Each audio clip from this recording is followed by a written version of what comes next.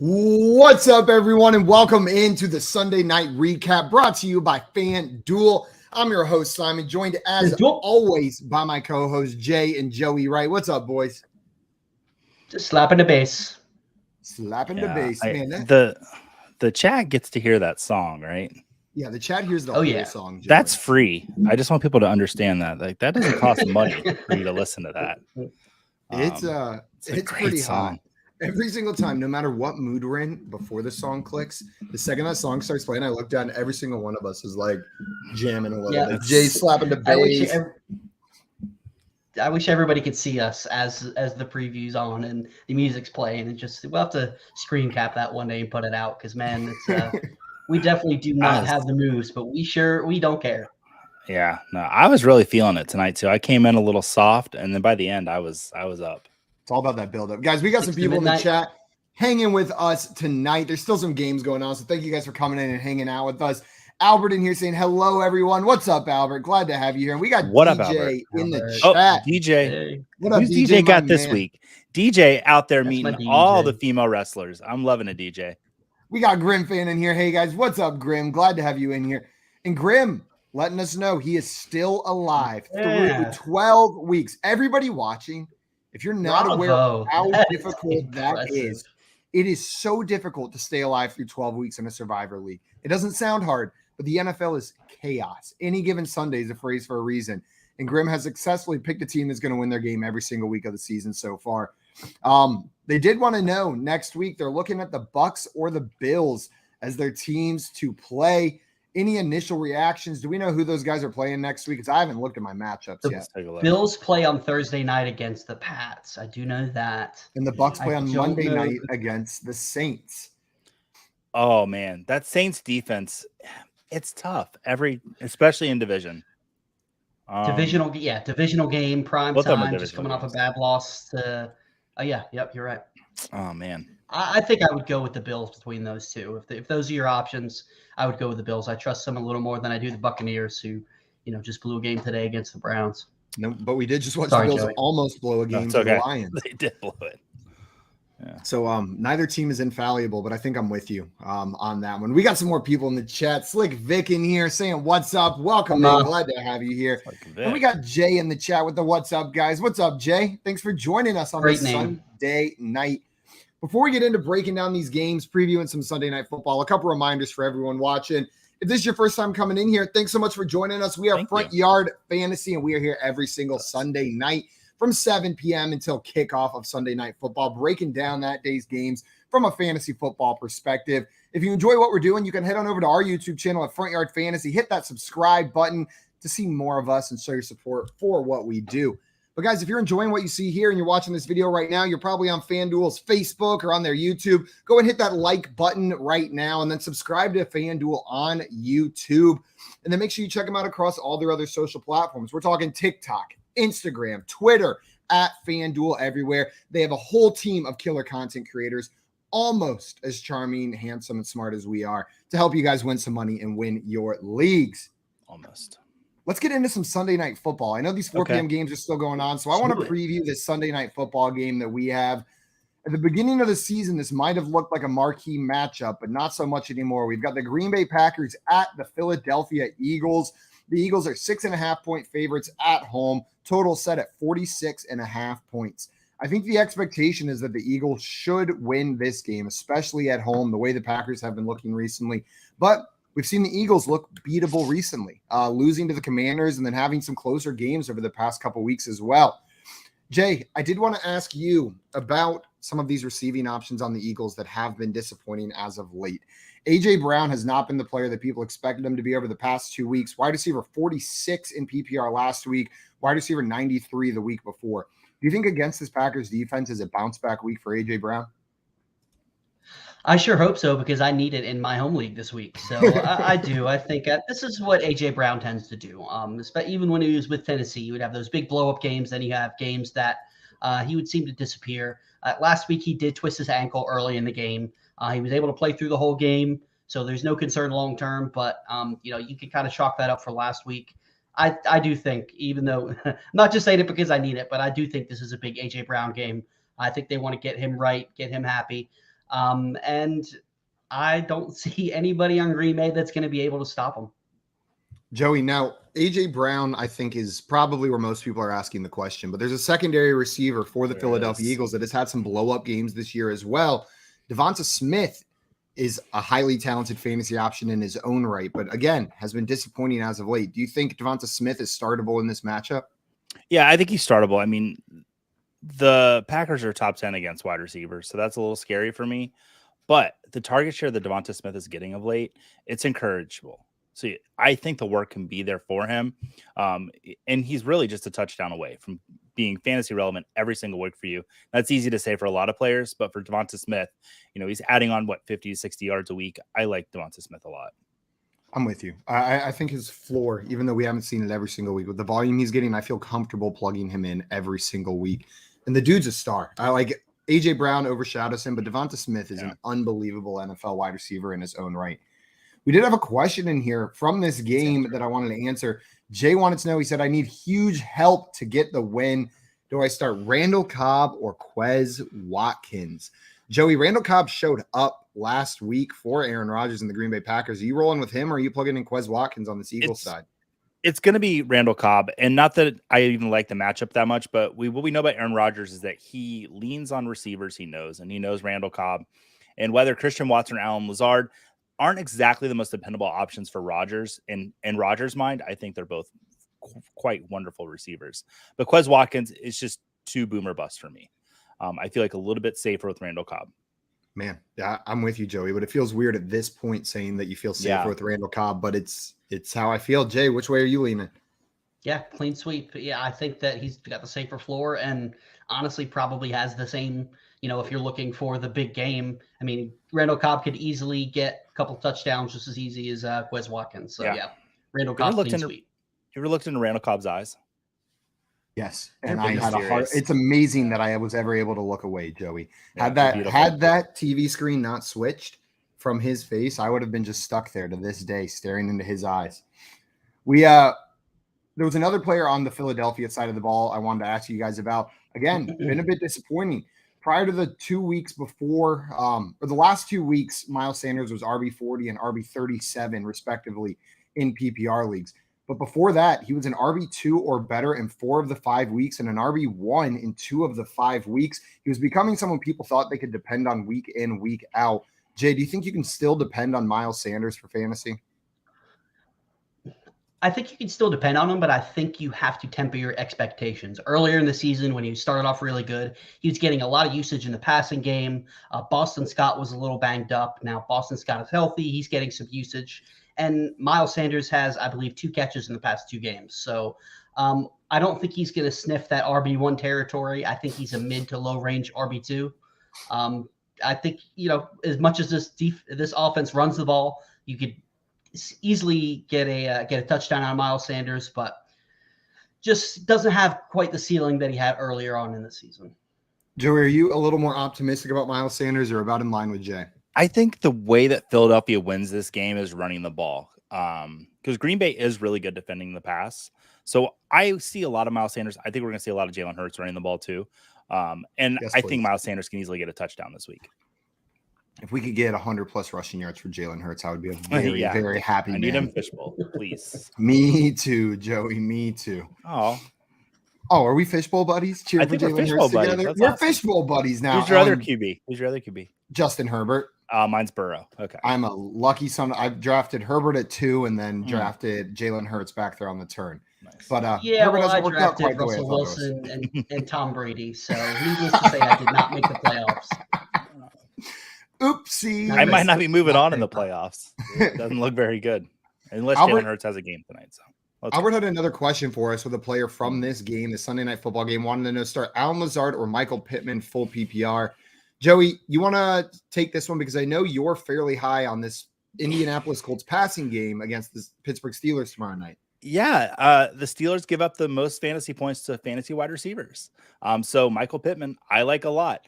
I think I'm the only person beating the Matt Ryan drum this week. I think Matt Ryan is on show, ready to have a great game this week. So what was that, Jay? Yeah, I said you probably are. But you know what? Yeah. Kind of leading into Albert's question as well. I agree with you. I would go with Michael Pittman, but I have my own question. And Joey, since you're so high on him, I asked Simon before the show, Paris Campbell or Christian Watson? PPR. Paris Campbell. That's okay. Yeah, That's I mean, what Matt said, Ryan's bro. indoors too. And outside of the Philadelphia game, Matt Ryan has been unbelievable when he's inside. When he goes outside, he gets scared. I think he's like the groundhog. If he sees a shadow, he goes right for it. Doesn't want to deal with it anymore.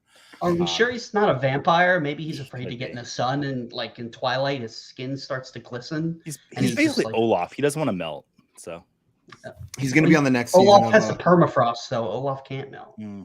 Oh, Jay, spoiler Thanks for keeping it alert. canon. Wow. Oh my gosh, just geez. We got Ladarius in here saying, "Hey guys, Ladarius. hope all is well." Buddy? What's up, Ladarius, my man? Thanks so much for coming in. And Hope you enjoyed Survivor Series, buddy. It was good. I watched it too. I didn't get a chance to watch it yet. I probably will when I'm working tomorrow. Guys, on the other side of this ball, I did want to hit on a couple players for the Green Bay Packers.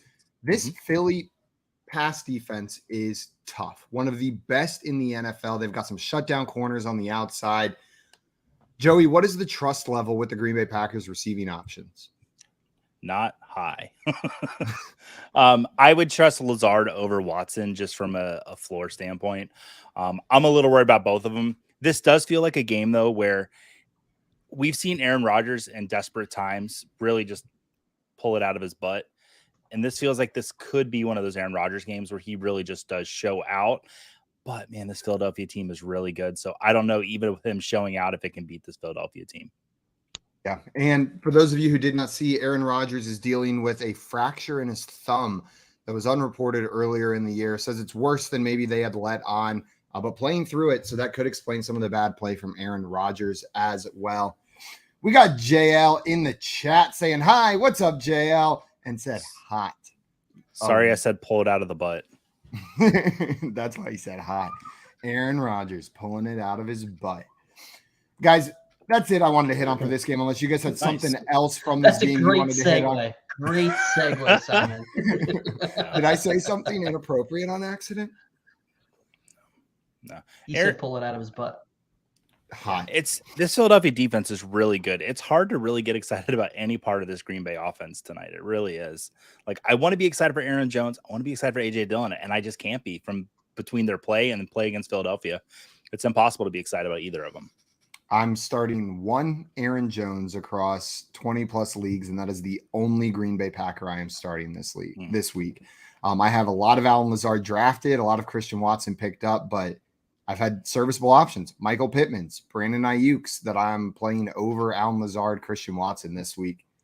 Also, DJ said, "Don't say that, Joey. I am starting Watson tonight." I'm sorry, DJ. DJ, we deliver the truth. It's just what we do, except when we're wrong, in which case we deliver the incorrect truth. Consequences. Guys, we're going to jump into these games that already happened today in a moment. Before we do that, though, unfortunately, we need to hit on the players that were injured today, players that are going to affect your fantasy decisions going forward. Jay, you want to run us through today's injury report? Yeah, unfortunately, there were a few big names. Travis Etienne left the game early against who were the Jaguars playing? I completely forgot. Baltimore. But he left the game early with his Ravens. That's right. How could I forget with that finish? Yeah, come on. Left the game in the first quarter. Did not return. Haven't heard anything about that. Something to keep an eye on. Darnell Mooney also got rolled up while he was blocking. Likely a high ankle sprain. I would not be surprised to see if Darnell Mooney missed. Honestly, at this point of the season, I wouldn't be surprised if they just shut him down. Jeff Wilson Jr. left the game.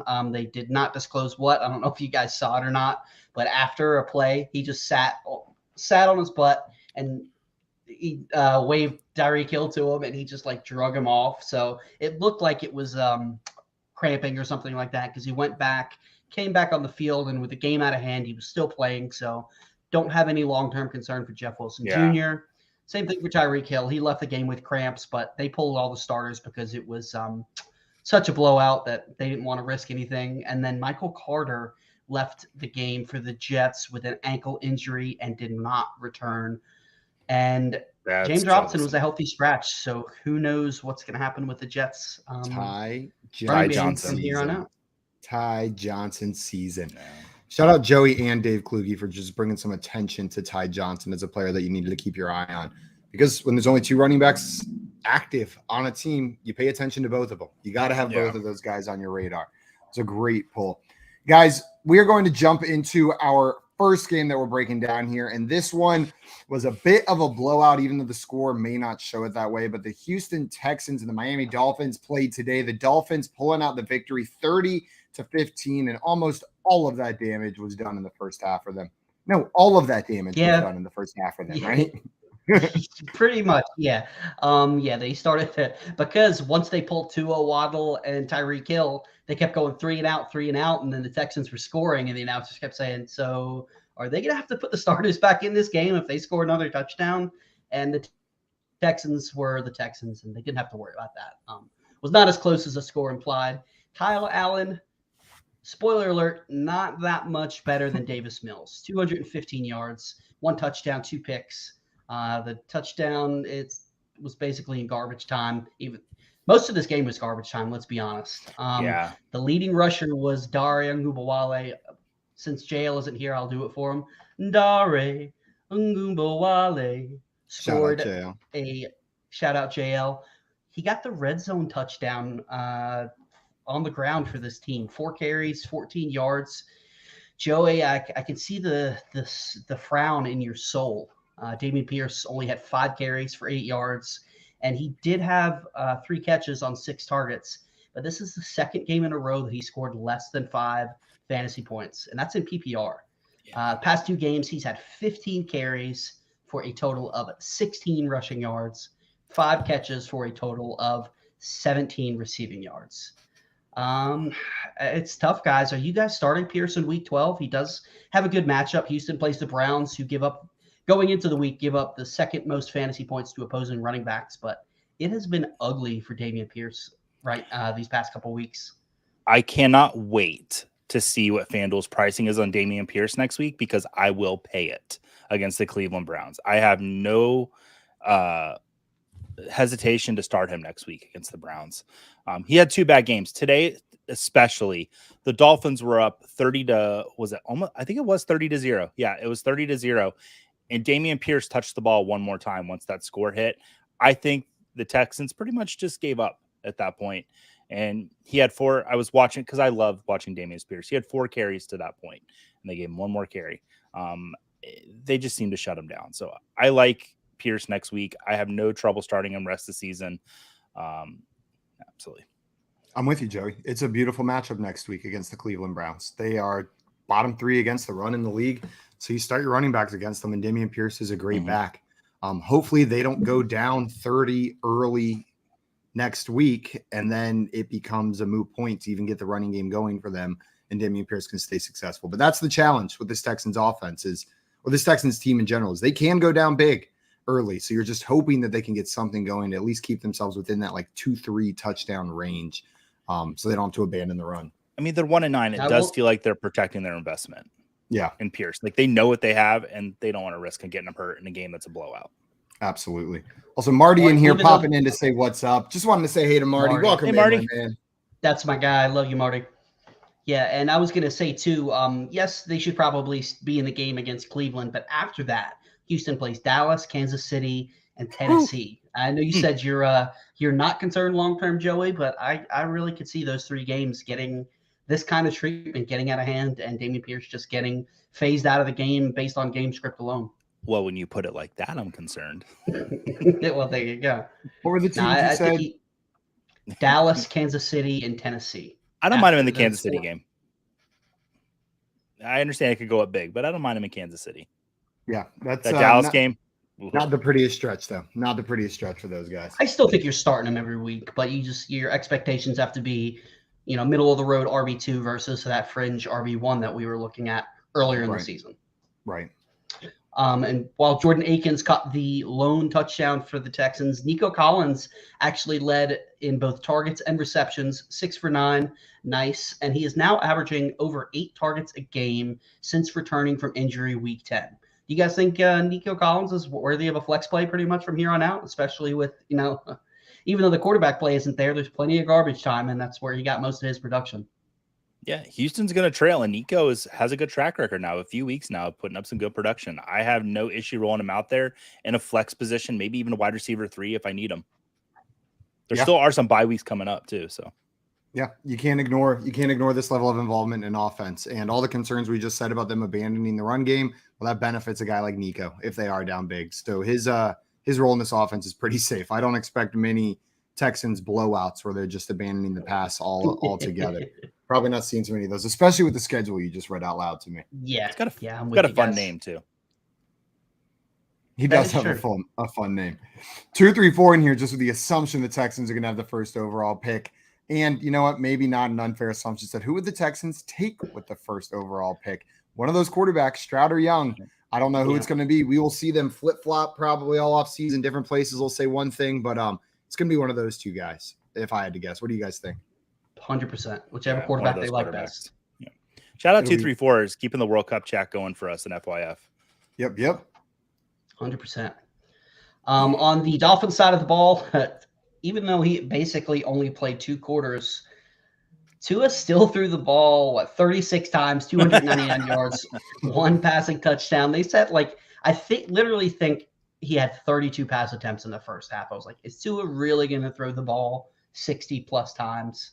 But they did the smart thing because he started to get hit a little bit, and as we know with the concussion issues with Tua, you want to protect his health at all costs. Tyreek Hill, the one hit where he just his feet stayed on the ground, pelvis fully in the air, like a good 2 feet off the ground, and then his head just goes all the way. I was so scared, and then he gets up, and I was like, get him off the field right now. After that happened, do not put that man back out there. I did not expect you to go with pelvis fully in the air. That's not the description that I know, but it was I waited till I saw that he was okay.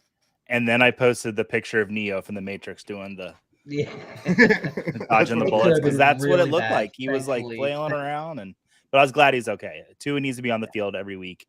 So exciting. We got a score update from DJ and from Grim Fan in here. 26-10 final score, Chiefs over Rams. Awesome. Chiefs pulling that one out like expected, but like expected doesn't always happen in the NFL. Sorry, Jay, you were talking about how great Tua was, and I just had to give props to his gymnastics move real quick. Yeah, no, absolutely. It was definitely a little scary, the hits he were taking. Glad they took him out. Tyreek Hill and Waddle both got benched. Not benched, pulled. I shouldn't say benched because bench sounds negative.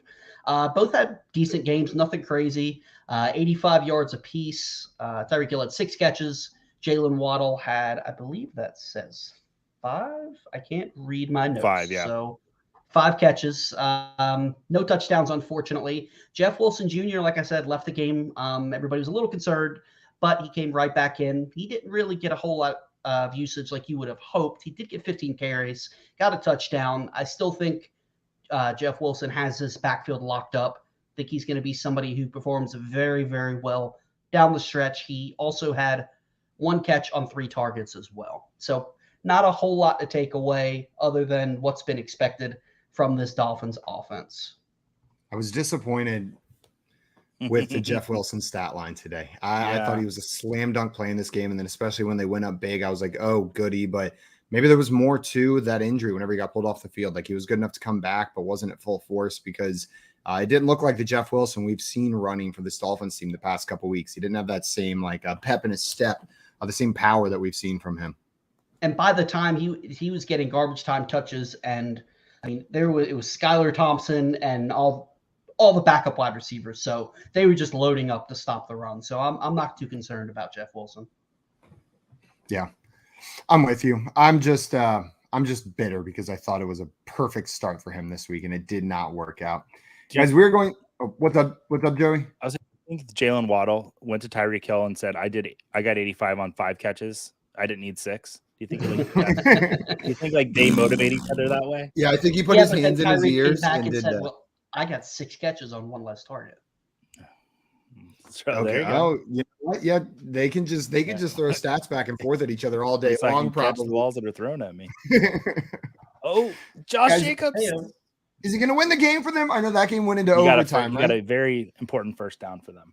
Hot man, Josh Jacobs. What so happy that he played this week, and what an absolute monster he has been so far today. What's he got? He's got like almost 35 PPR 30 fantasy carries, points at this 140 point. yards, a touchdown, 6 receptions for 74 yards. He's having a day. What 37 fantasy points in my PPR league. God, that's incredible. Yep. Josh Jacobs, I love you. Guys, we're going to move on to our next game. The next game I wanted to talk about was this Tampa Bay Cleveland Browns game. The Browns pulling it out 23-17. Yeah, 60 minutes was not enough to decide this windy and rainy game in Cleveland, Ohio. Cleveland scored a game-tying touchdown with 19 seconds remaining to send the game into overtime. Neither team could score their opening drives, and the Buccaneers punted on their second possession of extended time. Then the Browns' second drive proved profitable through on the back of a 45-yard Amari Cooper reception. Nick Chubb rushed the ball into the end zone for the second and goal to win the game. So good to see for Nick Chubb for sure. On the Browns side of the ball, Amari Cooper finished without a touchdown, but did haul in 7 receptions for 94 yards. Nick Chubb carried the ball 26 times for 116 yards and a touchdown. So Nick Chubb moved up to 3rd in rushing yardage in the league this season behind only Derrick Henry and Saquon Barkley, 2 names we like a lot. Does Nick Chubb belong in a tier with them, or is he still on the outside looking in? Jay, what do you think?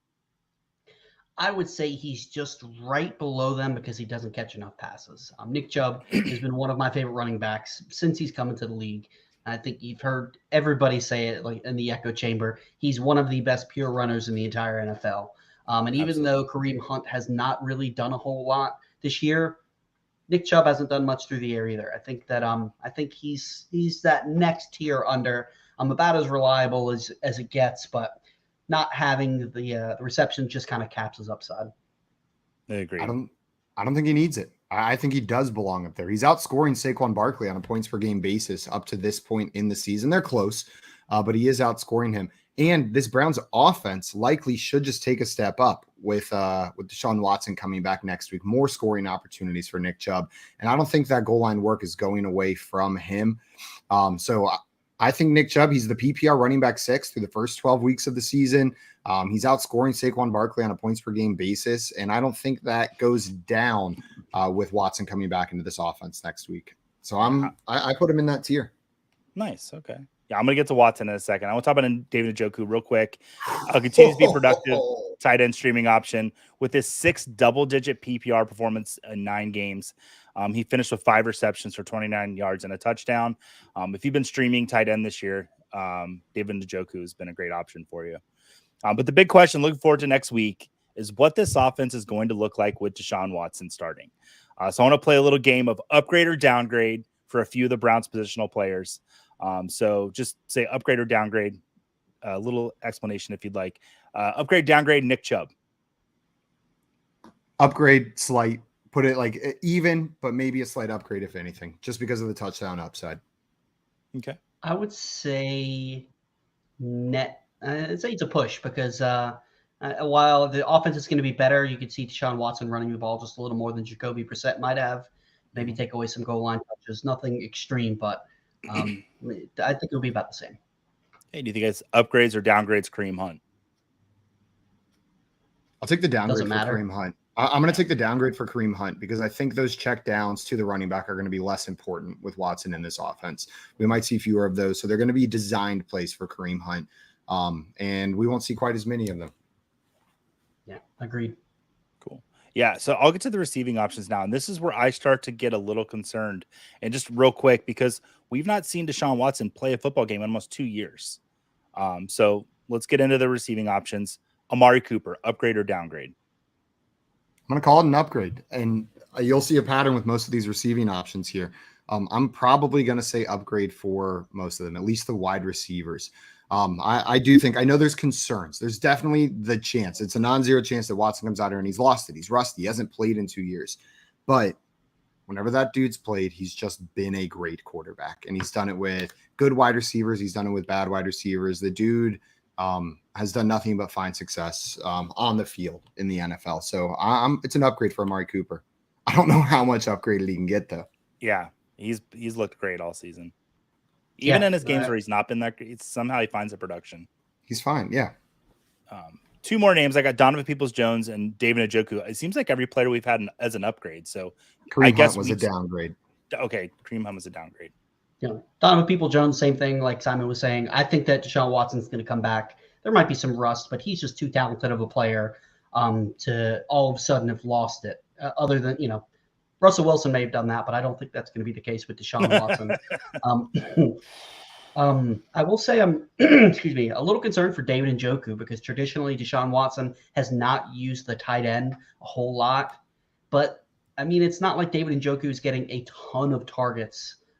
Yes, 7 targets in this game was nice to see, but Amari Cooper has been the go-to guy in this offense already. So David Njoku, you're pretty much hoping for a touchdown as it is. So I would say slight downgrade, but not too much because this offense is going to be better. It's those secondary receiving options that I don't know which one it's going to be. But whenever we look at Donovan Peoples-Jones, we look at David Njoku, hell, maybe even David Bell is another player here. I don't know who Deshaun Watson is going to like throwing the ball to. I'm assuming Cooper's the one because Cooper's by far the most talented receiver on this team, I think.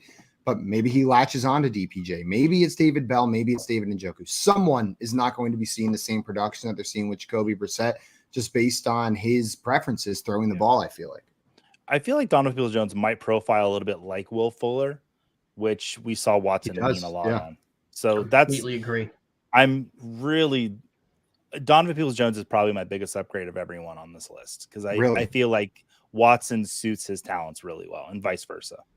It's a great point. And he hasn't really been used that way, even though that's his skill set this year, right? He's been used more as like a possession type guy getting these high targets. He could start getting those downfield shots with Watson that could really up his value. I like that call, Joey. Thank you. And on the Buccaneers side of the ball, Chris Godwin was the star of the Bucs offense of the day, finishing with 12 receptions for 110 yards and a touchdown. My goodness. Although Mike Evans, quiet day for him, 2 receptions to 31 yards. Tom Brady had a solid showing, 29 completions, 246 yards, 2 touchdowns, no interceptions. So solid day, nice production. The aspect of the Buccaneers game I kind of want to look at, though, is their run game. Leonard Fournette did not start today, which means Rachaad White touched the ball 23 total times for 109 total yards, which equated to about 19.9 PPR fantasy points. And many of us were calling Rachaad White a top 12 running back for week 12. However, if Leonard Fournette doesn't return in this regular season, which was a narrative after the game, is Rachaad White a top 12 running back rest of season? Simon, what do you think? Yeah, I think he is, the way that they're using him in this offense. Rachaad White with no Leonard Fournette out there. Like, so you give me the volume. You're telling me basically the volume I'm giving you, the talent, I believe it. There's a top 12 running back in that offense with that talent and that opportunity. I don't know how you push him outside of that range. Now, if Leonard Fournette is back, we see weeks of top 12, but he's probably just a solid RB2 at that point if we see Fournette back out on the field. I think he's fringe. I think he's right there. It's going to be close. I think he's because you got Saquon Barkley. I'd still take over him. Austin Eckler, Josh Jacobs, Derrick Henry. Who else? Let me think. Did I say Josh Jacobs already? Yeah, Josh Jacobs. Yeah. You forgot Josh Jacobs. Josh Jacobs, Nick Chubb. So he's there. I think he's right on the 10 to 12 range. There's still a handful of guys, but I mean, you're getting 9 targets, 9 receptions. You absolutely love to see that out of a running back. So I think he's locked in as an every week starter, even if Leonard Fournette comes back. And that was the thing this week for me with White, is the 9 receptions for 45 yards, because that's the part of the game we haven't really seen from him yet. We've seen the good rushing production. We've seen them run the ball down their throat, but it's that receiving work that he got today. So yeah, I think he does. That's more than 2 touchdowns. That's ridiculous. You love it. Yeah, he needs Fournette to be out because I think Fournette's receiving. He's the receiving work for the Bucs if he's in, but if he's out, and Rachaad White, all systems go. All systems go. Before we move on to our next game, Grim Fan here had a question, said, am I the only one that thinks the Bucs won't make the playoffs this year? So, Grim, I don't necessarily disagree with that, but the one problem standing in the way of the Bucs missing the playoffs is the other 3 teams in their division. The New Orleans Saints, the Carolina Panthers, and the Atlanta Falcons are doing their best to make sure that the Buccaneers make the playoffs. Joey, you think the Bucks are getting in this year? Yeah. It's sad. They did lose today, and the Panthers are still somehow in the playoff hunt. They're only a game behind them, I believe, right? Yeah, I think it's one of these teams are going to go into the playoffs with a losing record and host a playoff game. It's going to happen. Oh shit! DJ in here letting us know right now in the chat. Raiders win in overtime, 40-34, 86-yard touchdown run by Josh Jacobs. Does that put him over 200 rushing yards? He's got to be up there now at that point. 229 rushing yards, 76 receiving yards. I looked over. I did my little thing on the Bucks Browns, and Josh Jacobs had like 32 fantasy points. I look over, he's up to 56.6, and I sent a message to Jay and Simon. I said something big with Josh Jacobs happened. DJ, thanks for coming in, because I was going to go back to see what happened on my red zone here. Dude, oh my God, Josh Jacobs! What a breakout for him this year! Wow, just incredible. Josh Jacobs, I love you, man. I got to get a Jacobs jersey after this at least season. 1 me a week. That's incredible. Struggling. Wow, man! Shout out everyone who started Josh Jacobs. And that's so much fun. You love big fantasy weeks like this, and if you started them, enjoy your win. But remember the narrative, because he played in the Hall of Fame game, that he was getting benched for Zamir White. BS. Baloney. Josh Jacobs is the truth. Guys, we're going to move on to our next game now. And the next game I wanted to talk about was this Atlanta Falcons Washington Commanders game. Speaking of the Buccaneers division mate. The Falcons did not pull this game out. They lost 19-13 to the Washington Commanders. And it wasn't the world's most exciting game to watch either. Taylor Heineke seemed like it should have been a slam dunk start for him on the Washington side. And while he threw 2 touchdowns, he also only threw for 138 yards, threw an interception as well. And it was pretty underwhelming for fantasy purposes. Joey, before I go any further on this Washington team, do you think Taylor Heineke is their solution at starter? Are we going to see him finish the year out as a starting quarterback here?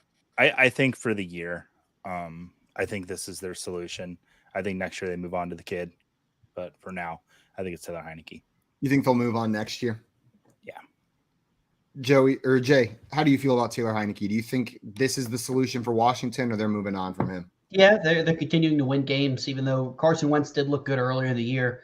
This team really believes in Taylor Heineke. You can tell the way that the team, talks about him and rallies around him. And that's one thing that Carson Wentz seems to never have everywhere he goes. Seems like his teammates just despise him.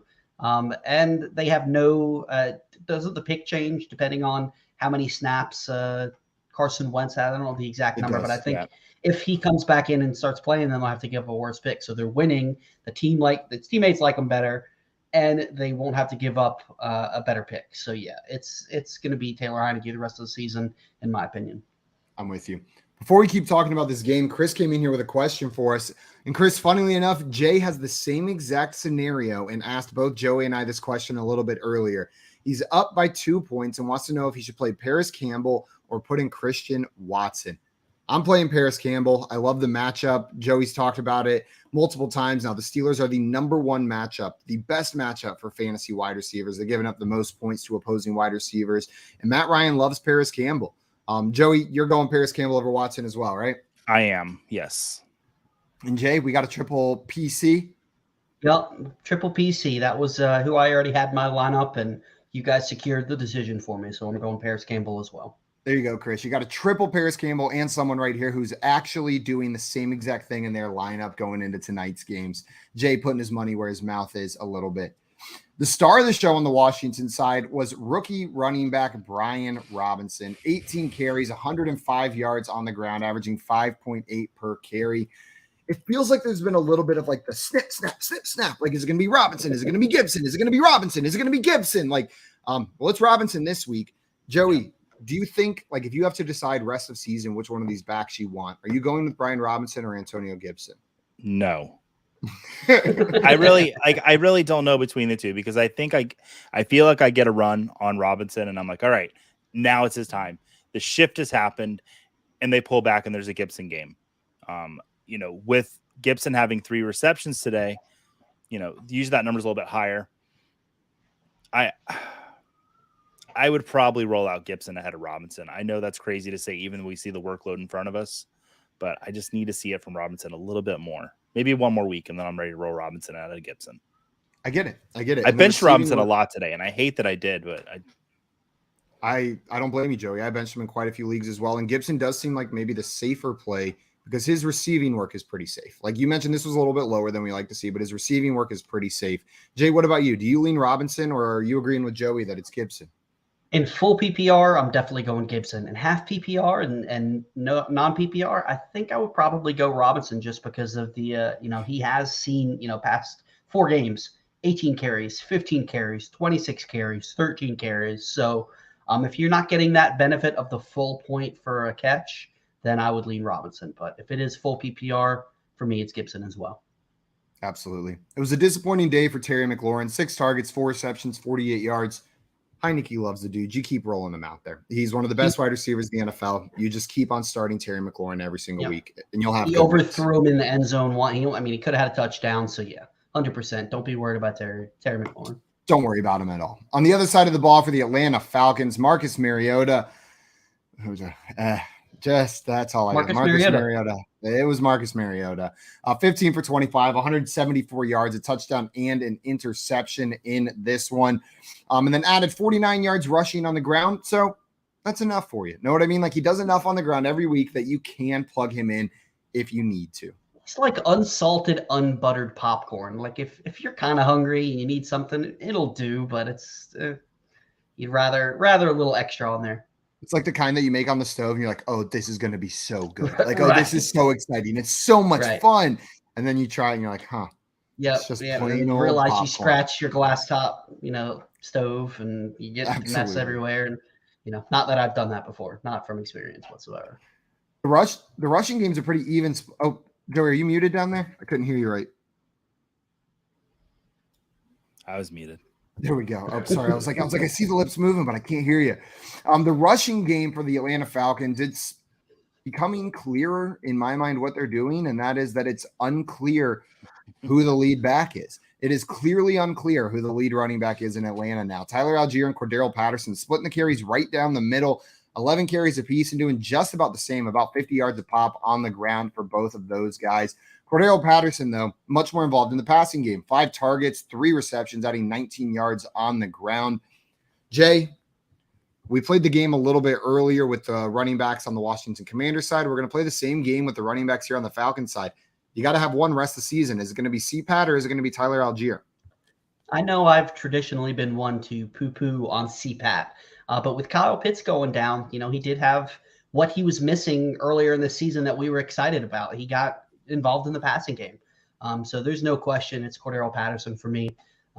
They're getting pretty much the same usage on the ground for the rushing attempts. It's Cordero Patterson getting used in the pass game. And, they like to use him in the red zone as well.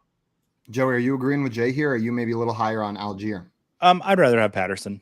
And that return work, if you get points for return yardage in your league, hey, we've seen him get you a little bit there, but then, hey, you can run one back. So that's nice to have. But the receiving work, I'll take Patterson. And if you're in my girlfriend's work league where you get half a yard per return yard, then definitely pick CPAT here without a doubt. Him and Ray McLeod killing it right there. Ever heard in my entire life. That's fantastic. Absolutely. I get mad every time I think about the scoring in that league. Like I know I bring it up all the time. It's just every time I think about the scoring settings over there, I'm like, what? Like why? Why would you do that? There's no reason to do that. We need to do that in FYF Listener League next year, like just crazy scoring like that. Yeah, that's always fun. Guys, we're going to move on to our next game. The Chicago Bears against the Mike White-led New York Jets. You know what? I buried the lead. The Trevor Siemian-led Chicago Bears against the Mike White-led New York Jets. It was a showdown of the most elite quarterbacks in the NFL. But the Jets came out on top 31-10 in this one.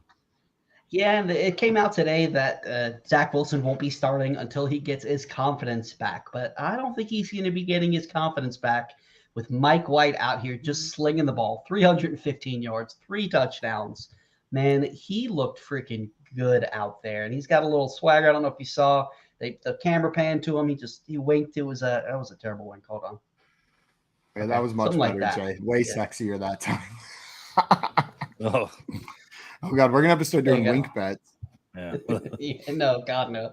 And yeah, with that being said, he had the passing game looking good. Garrett Wilson, 2 touchdowns on 8 targets, 5 catches, 95 yards. He even got Elijah Moore involved, back from the dead. Granted, it was only 2 catches, but 64 yards and a touchdown.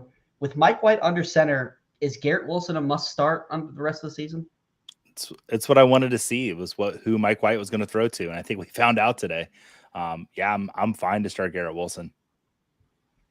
Yeah, I don't want to believe that Mike White's going to do it again, because we saw the wheels fall off last year, right? Like the magic didn't last. We saw the magic Mike White game, and then it fell apart a little bit. But if he's going to target Garrett Wilson like this, I don't care. What? Did you hear that? You accidentally just came up with the best nickname for Mike White. You said Magic Mike White. That is officially his nickname. Not that until I see him in his underpants will I call him that. I have, and it's Matt. Is he going to wear Simon underpants or absolutely the Simon underpants? Inches by Simon. Mike White definitely wears whitey tighties, right? Oh, without a doubt, that's a briefs kind of guy. Nice. But you got to start Garrett Wilson. You got to get Garrett Wilson in there if Mike White's starting. Dude likes to throw him the ball. 8 targets, and the next highest target only had 3. Like, he was hyper targeting Garrett Wilson out there. Yeah, and you got to be excited about the potential for Elijah Moore as well. I don't think he's somebody you can put in your lineups just yet, but he's somebody that I think if he's available on the waiver wire, I picked him up in a couple places before this game. I think he's somebody you should throw on your bench in case this offense does keep it going. They had a connection last season, so Elijah Moore could definitely be more involved down the stretch. Absolutely. Grim fan in here coming in with a Mike White question, said, reliable Mike White, big fantasy play today. Indeed, he was. Is he someone you guys are looking at to pick up and stash after today's performance? And do you see him as a QB1 moving forward with the Jets as the starter? Jay, what's your take on this question from Grim here on Mike White? I don't consider him a QB1. I think he's a fine super flex play as your QB2, depending on, maybe you lost Justin Fields, maybe you drafted Russell Wilson. And you need somebody who's more reliable. I think that they continue to throw the ball as much as they are, especially with Michael Carter going down with an injury. They're going to have to throw the ball. He's got weapons. I think he's fine as a super flex start, but I wouldn't consider him in one QB leagues. Oh, man. I just looked at Mike White. If he's the starter rest of the season for the Jets, his playoff schedule, Lions, Jags, Seahawks.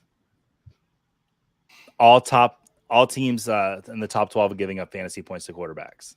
God, no. Don't make Mike White the league winner this year. Don't make Mike White the league winner. Out earlier. I'm not saying you, Joey. I'm saying the Mike universe. I'm telling you the universe. Don't make Mike White the league winner. I will say this. In Superflex, I'm going out and getting him for security. If we've got a big injury to a quarterback, please, no, let's not let that happen. Having Mike White to fill in with that schedule could save you a championship. Yeah, no, absolutely. Not a win, but save you one. Joey, that's a great point. Yeah. Pick him up. It's a good third quarterback to go into the playoffs with is Mike White with those matchups. Yeah. Definitely startable. And apparently, Joey, I didn't listen to the show earlier today because I took my kids to the trampoline park, but you were talking up Ty Johnson, and he had a pretty solid game. Scored a touchdown, 5 carries, 62 yards. But Zonovan Knight got the most carries for this backfield, 14 carries, 69 yards. Let's say that Michael Carter does miss extended time. James Robinson was a healthy scratch, so I don't know if what's going on there. I know they just traded for him, but is there anybody in this backfield that you'd be willing to start if Michael Carter misses time? Not without seeing it. Joey, you go ahead. I was going to say I think you made up the name Zonovan Knight to see if I was paying attention to the games today, because I don't believe that guy played today. No, Zonovan. But you got me. Zonovan, yeah. I wouldn't mind grabbing Ty Johnson. We've seen it, the rapport with Mike White from last season in those 4 games. And he had 5 carries, 62 yards, touchdown. I would be fine picking up Ty Johnson, taking a flyer on him, see if he comes through next week as well. If Michael Carter's out and James Robinson doesn't start. I'm not going to ignore 14 carries and over 100 scrimmage yards from Zonovan Knight, right? Like, I'm not going to just ignore that. I do think Ty Johnson's the preferred pickup, but Zonovan was involved, and maybe they were just seeing what they had in a rookie in a game where they felt like they had it under control. But what they got wasn't bad. Like over 100 scrimmage yards in his debut. You're pretty happy with that. Got like 30 plus in the air, 60 plus on the ground. I think he's worth a stash. Pick him up. See if this offense keeps rolling with Mike White under center and Zonovan Knight's the guy they decide to give the work to. He'll be startable. He'll be RB2, RB3 territory. I just want to say Zonovan Knight one more time, just so we can say Zonovan Knight as many times as possible. Zonovan Knight actually out-targeted Ty Johnson 3-2, caught all 3 of his passes as well. So I think I lean with you, Simon. I think they're both somebody you need to keep an eye on, but 14 carries is not something you can ignore very easily. So I'm with you. Definitely something, even though he sounds like a Madden creative player, he's definitely somebody you should keep an eye on. He sounds like a retro bowl player. Like that's where the names are, where they're just a little bit off. Like that's where I feel like I've seen Zonovan Knight. Yep. I feel like I want to use Zonovan Knight in your Dungeons and Dragons fantasy league that you're gonna that would be a great name, is Zonovan Knight. You could be a paladin named Zonovan Knight or something. Like I don't know you could put together an awesome character with that name. He's making up words. On the Bears side of the ball, you really can't take a ton away because Trevor Siemian was starting. David Montgomery looked pretty good, 14 carries, 79 yards. He got some usage in the passing game as well. 4 targets, 3 catches for 34 yards. He's locked and loaded as a back-end RB1 for me rest of the season. What do you guys think? Get him in there every single week. With Khalil Herbert on the IR, you play him every single week. Mm-hmm. Yeah, and he could even have a better day. Just Trevor Siemian is Trevor Siemian, and he just overthrew some guys. It was the funny part about Trevor Siemian starting is Bears fans were thrilled Trevor Siemian got the start. They thought up until 15 minutes before kickoff that Nathan Peterman was going to be the guy stepping out under center. So the idea that Trevor Siemian, like it was like thank God Trevor Siemian's the starter. And as bad as this went for them, I think it could have gone worse with Peterman under center. Our friend Lidellians put out a tweet, and she was right. It's pretty sad, though. Trevor Siemian is probably still the best quarterback that the Broncos have started since Peyton Manning retired. Based on performance on the field while they've been on the team. Right. Yeah. Career-wise, obviously, it's Russell Wilson. But Bridgewater? I'd probably still go Trevor Siemian. He had some pretty big games. So it's Teddy B, Teddy Two Gloves, but I think Siemian had some pretty good games. But even that is a conversation says everything you need to know. 100%. But Chase Claypool actually got some targets. He was right behind Cole Kmet, five targets, 2 catches for 51 yards. Made some pretty impressive catches as well. I still don't think he's somebody you should really be that excited about. I was hoping for a better season for him, but whether it's Trevor Siemian or Justin Fields, his team just doesn't throw the ball enough. I will say with Darnell Mooney going down with an injury, he would step in as the wide receiver 1. If Darnell Mooney does miss time, we're still waiting to hear from that. But pass catcher-wise, Cole Kmet's really the only guy that I'm interested in. What about you guys?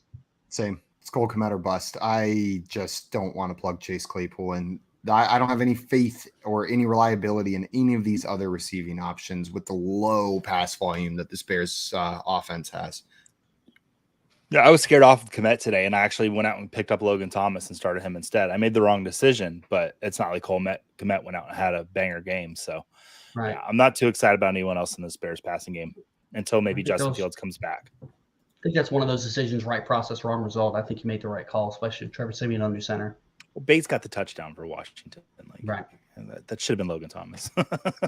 Should have been Logan Thomas, 100%. Guys, we're going to move on to our next game here. The Carolina Panthers beaten down on the aforementioned Denver Broncos 23-10 in this one.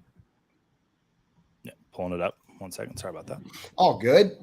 Yep. So Panthers seemingly dominated today as they held at least a 2-touchdown lead for the last quarter and a half of this game. They ended up winning 23-10 to improve to 4-8. The Broncos fall to 3-8 and out of playoff contention in their division. With the Buccaneers lost in Cleveland, Carolina is technically still alive in the NFC South, which I mentioned earlier, which is very, very sad for me as a Bucs fan. That's wild. But it's a reality, sadly. I've been there with the NFC East a few years ago. We were in the same exact situation. It's like, yeah, I want to go to the playoffs. Do I really want to win this division though? Like, it's. You guys remember that year the Good. Seahawks went with a 7-9 team into the playoffs, And they everyone was won. complaining, and they won. That was the Beastquake game. Yep. With Marshawn Lynch. Yep, absolutely. Everybody's like, oh, they don't belong there, and they beat the Drew Brees led New Orleans Saints. Yes, they did. Was that the hold my game with Marshawn jumping backwards in the end zone? Yeah, because that wasn't the Beastquake. I mean, didn't he do that after the Beastquake? Yeah. Same game. Hold my phone is what he said for anyone wondering. Hold my phone, yeah. DJ Moore. Yeah. Oh, Hodor. DJ Moore opened the game with a 5-yard touchdown pass from Sam Darnold. DJ Moore finished with 4 receptions for 103 yards and a touchdown. And we've seen what this Panthers offense looks like, led by Sam Darnold. Do you see today's performance from DJ Moore something you can expect going forth, or is he still not to be trusted? Jay, I expect nothing. Sorry, I know you said Jay, but as a DJ Moore lover here, I'm cutting you off, Jay, because I got to jump in here. This was great. I love to see it. But unless I see it again, I'm not going to expect this from DJ Moore with Sam Darnold under center. We've seen Sam Darnold lead this Panthers team, and it hasn't always looked like this. Like, it's looked pretty rough previously. Maybe it's a slight bump up for DJ Moore, but I'm not expecting this every single week. He scored his 4th touchdown. That's what he does. He's probably done with touchdowns for the season at this point. I thought about that too when I saw it. But I'm with you, Simon. I know you rudely interrupted me, but that's okay because I know you're very passionate about DJ Moore. I think Sam Darnold under center is the best case scenario for DJ Moore's value, but you simply can't trust anybody on this offense other than Laviska Shenault Jr., of course. I didn't put anything in here about him. I'm sorry. I'm legally obligated to say his name anytime I see it. So, Sam Darnold today, 11 for 19, 164 yards passing, and a touchdown. And hey, look, he had a rushing touchdown, so his day wasn't a complete disappointment. It was more of a rolling touchdown. I don't know if you saw it or not. But I did see it. Did the alligator roll into the end zone? It was log rolled. It was Sam Darnold. Yeah. Donta Foreman though. 24 carries, 113 yards rushing. We were poo-pooing him on him all morning, and he ended up turning in a good game. His 4th 100-yard plus game of the season, and he has started 6 games. The Panthers are still in the playoff hunt. Is Foreman a start going forward? Man, I did not like this matchup for him. It was a very tough matchup defensively, so I thought he was going to get shut down. But what I'm looking at, I went back. Whenever I see something and I was just so off base on what happened, I like to go back and look. And Donta Foreman, it wasn't that the teams that he got shut down against were great run defenses. They were games where the Carolina Panthers went down big early. Whenever they're not down big, regardless, they want to keep on feeding Donta Foreman. They want to run the ball in this Panthers offense. And they were up in this game, so that was the game plan, and they kept doing it, and it kept on working. So Donta Foreman at this point, I'm not so much looking at the running back defense matchup or how good of a run D does this opposing team have. Of course, that'll factor into it.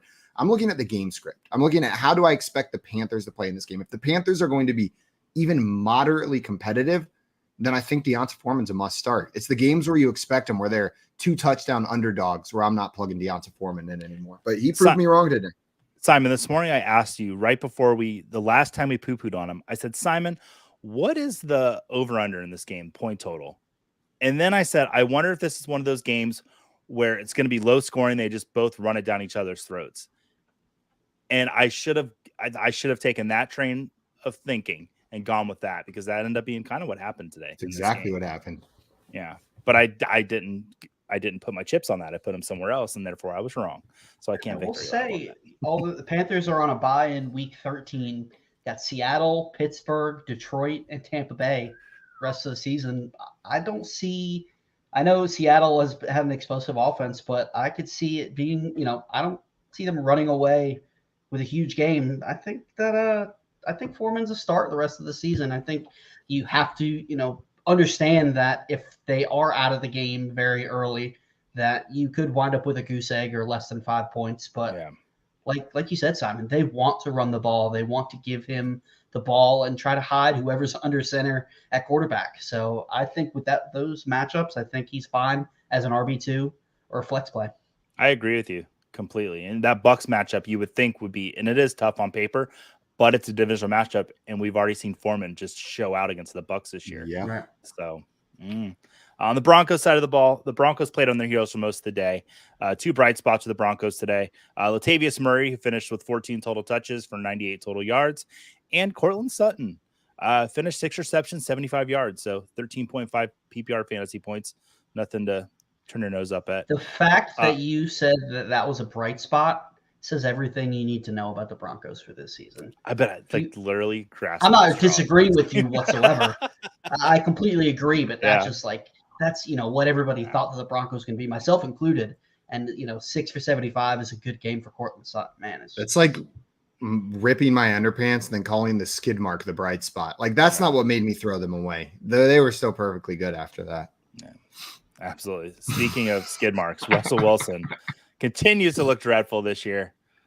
19 for 35, 142 yards passing, and a touchdown. He's someone else. I don't know what happened to him. Are they who did they steal his powers like Space Jam? Like what is going on? Like I don't get it, man. I don't know if it was an offensive lineman or a defensive player came on the sideline and reamed him out. Because I don't know if Russell Wilson said something to him on the field. The announcers were kind of talking about it. But, I mean, he got in Russell Wilson's face, and that team.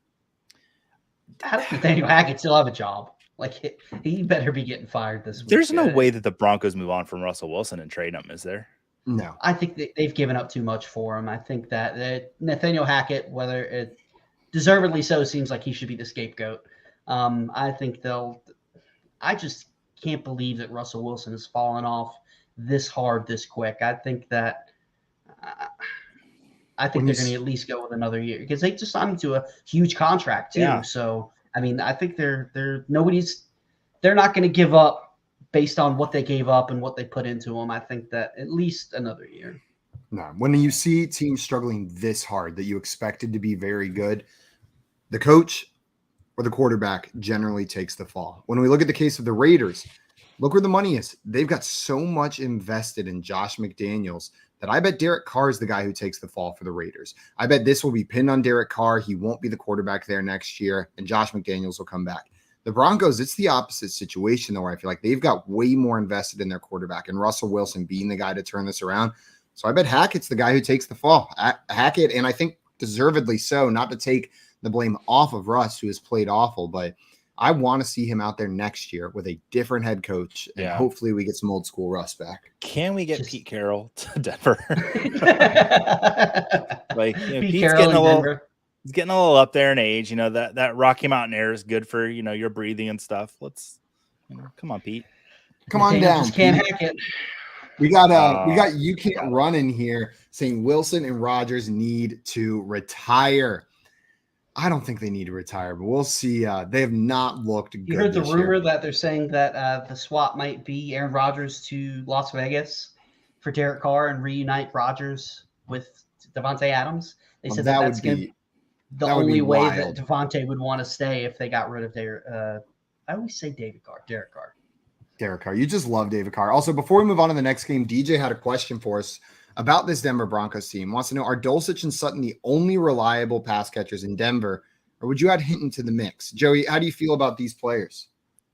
I like Dulcich and I like Sutton rest of the season for Russell Wilson to throw the ball to. Hinton, I'm not maybe as like a bench player, but I wouldn't even put him in as a flex at this point. Yeah, I'm with you. Those are the two guys I'm starting. What about you, Jay? I don't think you can even consider Dulcich reliable. I like him a lot, but I mean, 2 catches for 11 yards, 4 catches for 30, 1 for 11. He's only had 1 touchdown on the season. I mean, he's in the glob. He's somebody that I think you're okay starting as a tight end streamer, and you're basically hoping you get a touchdown. Yeah, he had 1 called back today. Yeah, I know. I needed it desperately. It really hurt. Me too. But that's okay, guys. We're going to move on to our next game. The Jacksonville Jaguars taking down the Baltimore Ravens on a ballsy go-for-2 call at the end of this game to win it. And we'll get into all the fantasy implications, but the first thing I want to hit on from this game, this felt like the Trevor Lawrence coming out party. He looked so freaking good this game. He looked so in control. And then him to go down and lead a game-winning drive against the Lamar Jackson-led Ravens. Like, he led that drive. That was Trevor Lawrence. That was his magnum opus of his NFL career so far. And then to cap it off with a 2-point conversion to win the game, this really did feel like maybe a turning point for Trevor Lawrence and how he's looked in the NFL. Did you guys get the same vibes watching this game? Heard it here first. Trevor Lawrence wears magnums. That's what Simon just said. Whoa. There we go. Yeah, I don't know why, but I was watching that live, and I don't know if you saw it as it happened, but I imagined when he made that touchdown throw, I just saw Simon jumping out of his chair, just screaming, yeah! His hair just flowing in the wind in slow motion. It was absolutely beautiful. But yeah, I mean, he looked under control. This is the Trevor Lawrence that everybody expected. And, it's not like Baltimore has been the dominant defense that they have of the past few years, but they're still a pretty decent defense. And, I mean, he's doing it with guys like Zay Jones, JaMychal Hasty, Christian Kirk. Travis Etienne went down early in this game. So he had to take this team on his back, and he did. It was really awesome to see. Yeah, I was hyped to see it. 29 for 37, 321 yards, and 3 touchdowns. Joey, is Trevor Lawrence in every week start at the quarterback position? Absolutely. If the matchup's there, I would start him. I mean, that's kind of what I feel about like Trevor Lawrence and Derek. I mean, he's a step above Derek Carr now. And Jimmy Garoppolo, yeah, he's a top 12 quarterback rest of the week. I think he's a start. I had to do it in my head real quick, but yeah. He's up there. Jay, you mentioned Travis Etienne went down early. So JaMychal Hasty kind of took over as the lead back in this offense. 12 carries for only 28 yards on the ground. Not great. But he had 5 targets, turning it into 5 receptions for 67 yards through the air and a touchdown, which was a pretty one. Joey, is JaMychal Hasty someone you're interested in picking up off the waiver wire in case Etienne misses time? Absolutely. If Travis Etienne's out, even if he's not out, I'll probably be spending a little bit of fab on him. It's at that point in the year where if you're losing someone like Travis Etienne, you probably don't have much on behind him right now. So you want to grab when there's players out there like him. Absolutely. Yeah, he's one of the higher priority waiver wire guys for me this week. What about you, Jay?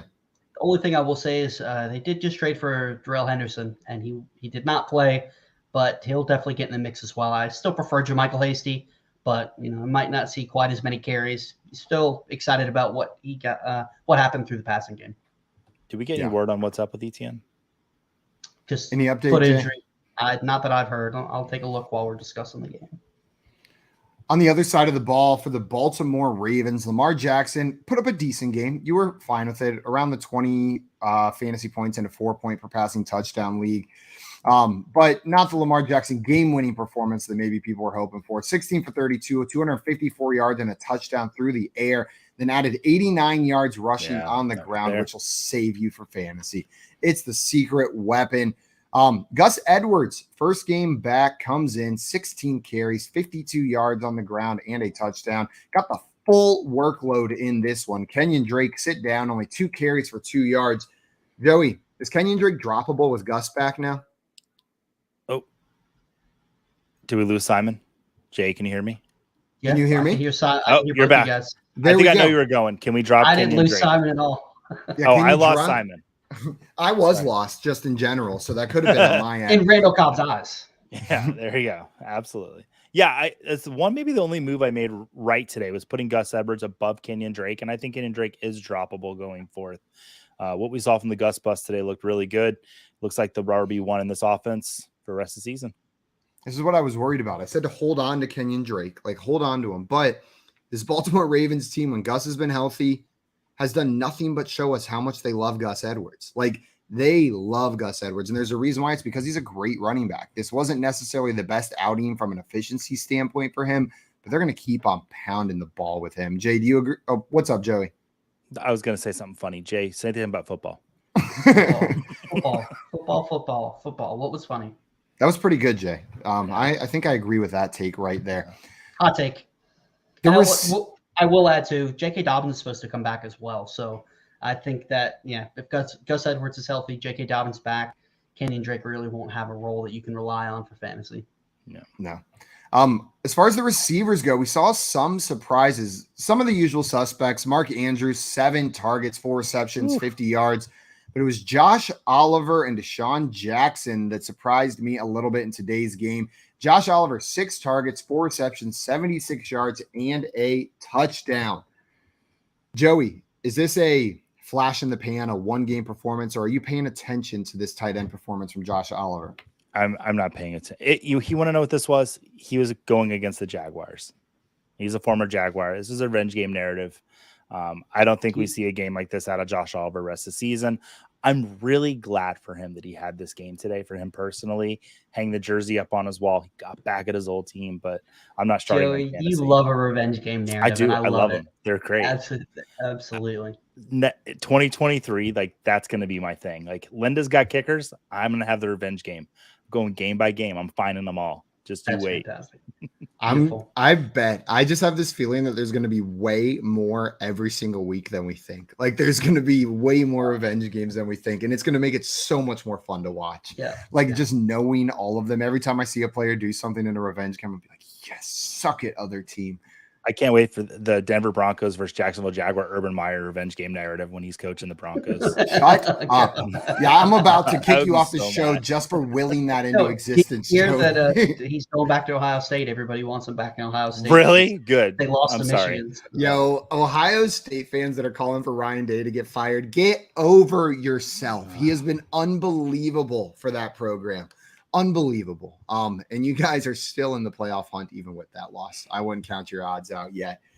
DJ in here wanted to ask about the other wide receiver. Said Deshaun Jackson is back and he's only going to get better moving forward on in the future with the Ravens.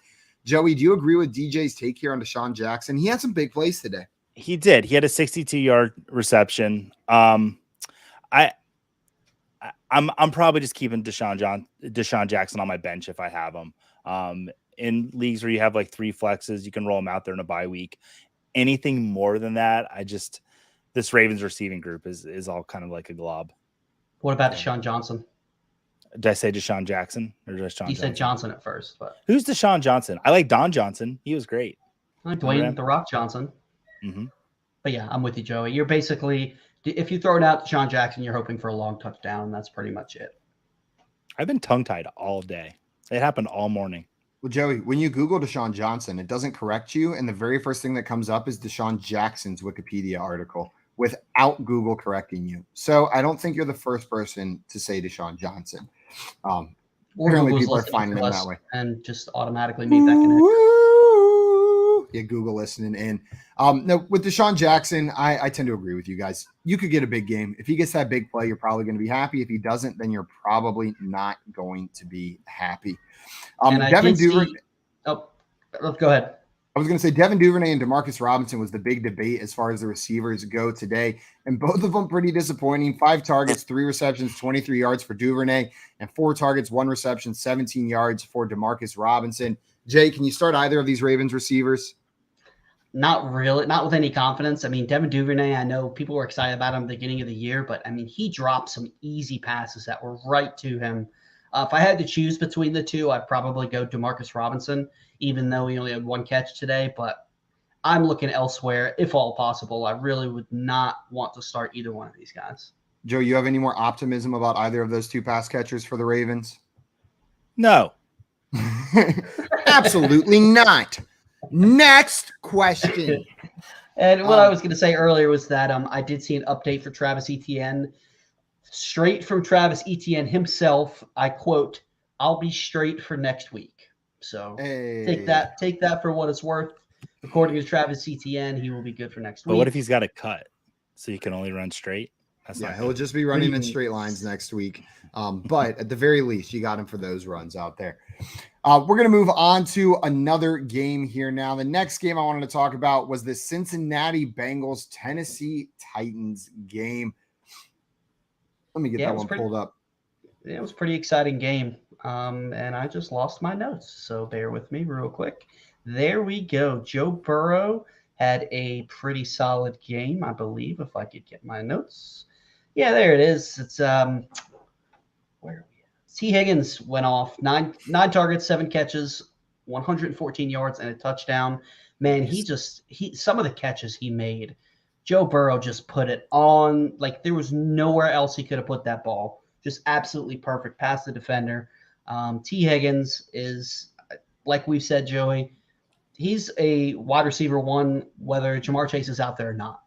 Absolutely. He's somebody you can depend every week in, week out, especially with the way that the Joe Burrow has been throwing the ball this season. Tyler Boyd had a little bit of a disappointing day. Everybody was hoping for a little more. 2 catches for 16 yards. Really, Tyler Boyd, I think people are wanting him to be more than he really is. I think, as Simon, as you said multiple times over the past few years, if it's a good matchup versus a slot, that's when you want to get Tyler Boyd in. Hayden Hurst really stepped up, though, with 9 targets, 6 catches, and 57 yards. I think he's firmly in the tight end glob, like we've talked about, somebody who, you're happy if you get double-digit points. If you get a touchdown, you're ecstatic. And that's pretty much the gist of it with him. Yep. To your point, Jay, so far this season, just from a receiving yards perspective, the Titans are giving up the 3rd fewest receiving yards to slot wide receivers on opposing teams. So this performance you probably could have seen coming. You were hopeful that with more volume with Jamar Chase out that he would overcome that. But dude is a slot receiver. He's one of the best at what he does in the NFL, but that's his role. And if it's a bad matchup, Zach Taylor's going to go elsewhere. He loves finding the matchup that works on this offense and exploiting it. So that means when it's not that matchup, you're not going to be the one who's getting used for that role. Yeah. And Samaje Perine, everybody was hyped up on him with Joe Mixon out, and he performed. 17 carries, 58 yards, a receiving touchdown, also chipped in 4 catches for 35 yards. Not a huge week, but I mean, for somebody who picked up off the waiver wire, you are more than happy with a performance like that. Almost 20 fantasy points in PPR leagues. I'm not sure about Joe Mixon, if he's going to be able to be back next week. Haven't heard if he's out of concussion protocol. So Perine, he was already somebody that was somewhat usable, even with Joe Mixon back in the fold. So I think Perine is somebody you definitely, whether Mixon's back, keep him on your team, stash him on your bench if you can. Because, we've seen where players, these concussions can linger sometimes. So Perine could be another player we poo-pooed on all morning came out and had a pretty good game. It was those tough matchups that scared us away, though. Perine we were more confident in than we didn't like poo-poo on Perine. We kind of farted. We pee-peed on Perine. Yeah, we did. Do you see who they have next week? Cincinnati? No. Who do the Bengals have next week? Kansas City. Okay. That's going to be a fun game. That will be a fun game. Fire up your Perines unless Joe Mixon is back and get Joe Mixon in. NBC. I think he's flex that into Sunday night. I think he's a flexible play even if Joe Mixon's back. Especially with some buys next week. So not somebody I'm trying to force into my lineup, but I think you could definitely do worse. On the Titans side of the ball, Derrick Henry had a disappointing day.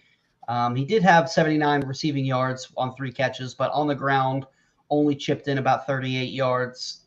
No touchdowns. Just man, he looks good, but this offense is just... He should have had a touchdown. Yeah, he did all the work, ran all the way down there to the 1 yard line. Ripped on the one.